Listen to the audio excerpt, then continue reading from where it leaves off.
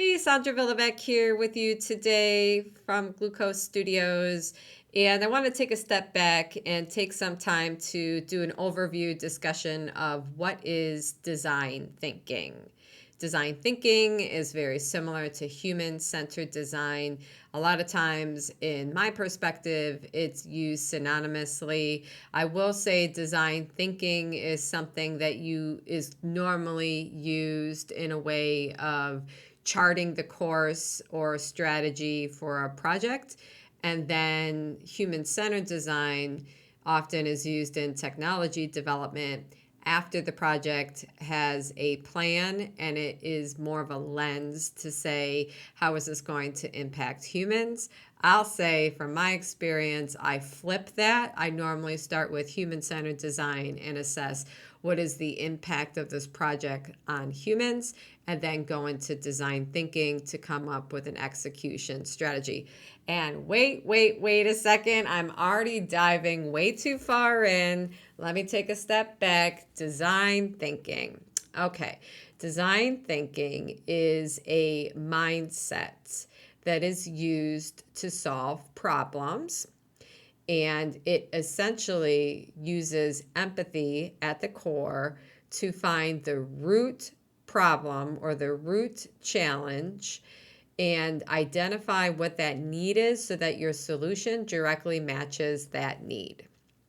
It could be as simple as that, really. And you can say, I believe that you are a design thinker if you go with it in that approach.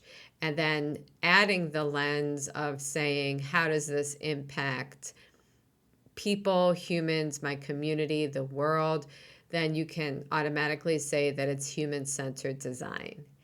So essentially, that's what it is. Eventually, I'll have a course that people can take on this website so that it's available and you can learn the mindset and you can start applying it within yourself, your personal life, as well as your professional life right away.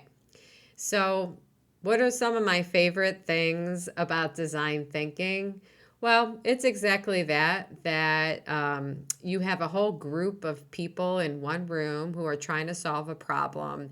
And design thinking is the strategy to determine how you are going to execute your problem. So, a lot of times businesses already know their why statement, their purpose, their mission, etc., the core of what they're doing. So that's not a problem. You don't need a design thinker for that. And you already know what you want to do. You want to scale a program, execute a program, initiate this change, make things more efficient, come up with an innovation, create new technology, whatever. What are you trying to do? When design thinking comes in, it defines how you're actually going to do that. And you can think about it, a design mindset is that we're going to take a whole new approach to figuring out the most efficient and effective way to solve a problem, how we're going to actually execute it as a team. So the end of the day, the end product of design thinking is that you create a strategy. That is my first favorite thing about design thinking. I love being an analyst and a strategist. And most often in my life, I became a design thinker because I would be in rooms or on projects or on teams that we would go around in circles creating plans or talking about what we're going to do and actually never executing.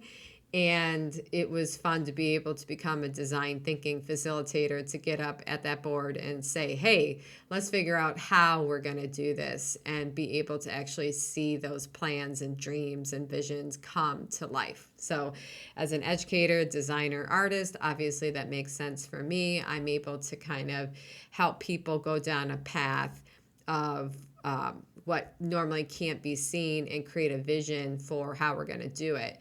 Think about it this way: an artist or a designer has vision. They're able to see something before it's actually produced.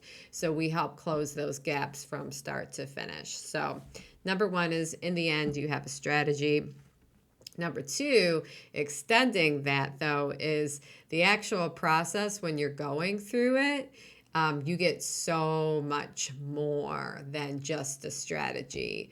You get team building, leadership development, allocation of resources, understanding efficiencies, coming up with creative ideas, synergizing the team, and developing really this whole energy of new excitement and joy. It's a joyful process. So I will say number 2 is that the process itself, when you're going through it, and really everyone's feedback to me whenever they've gone through one of these experiences is, wow, we got so much more than what we expected. Thank you so much. It was so much fun.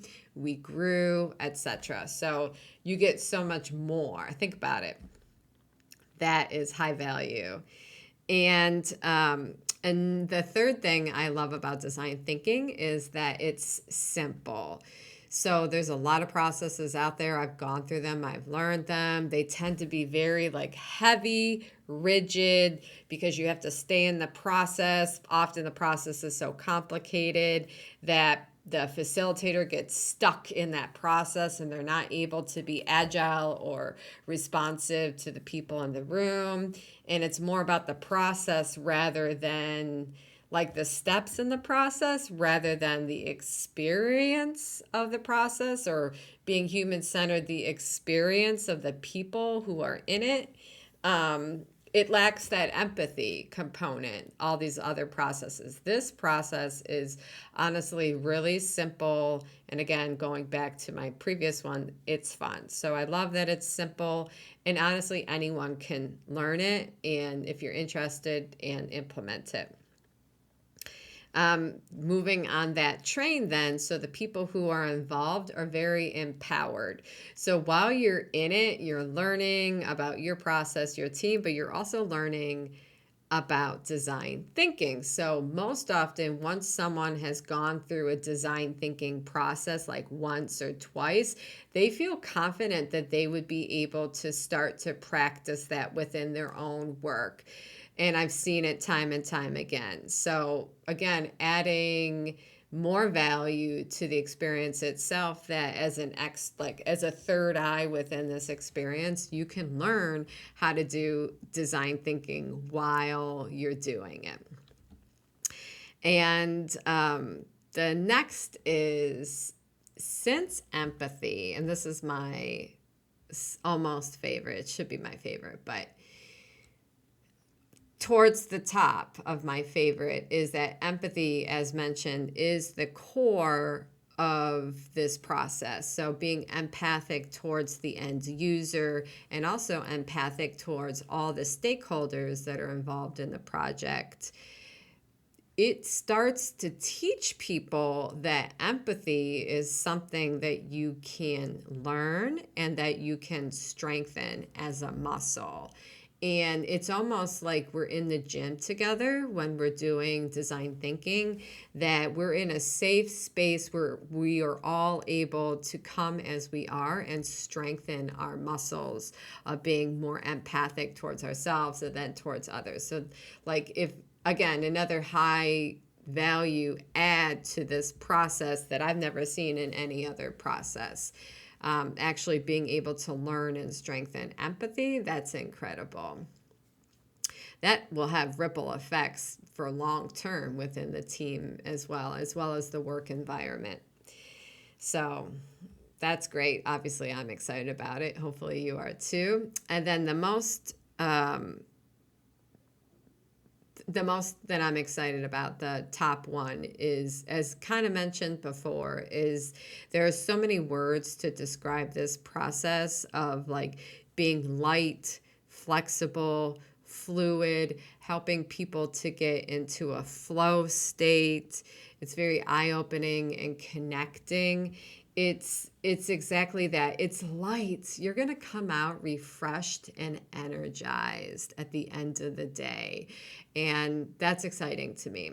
Everything seems to be complicated or chaotic or toxic these days, and it's difficult to find environments and spaces where we feel inspired and can get into that flow state. And that can happen in design thinking. So these are my top things that I love about design thinking. It's bringing together communities and empowering people to work on their craft and to make a difference in their communities. Thank you for allowing me to share this with you today. I hope you continue to follow on this journey of describing what is design thinking and human-centered design. Join me in this journey. Look out for that course that will be dropping soon. Definitely subscribe so that you can keep updated on all the progress and you can continue to learn at a good pace with me. Thank you so much and stay in the light. Peace.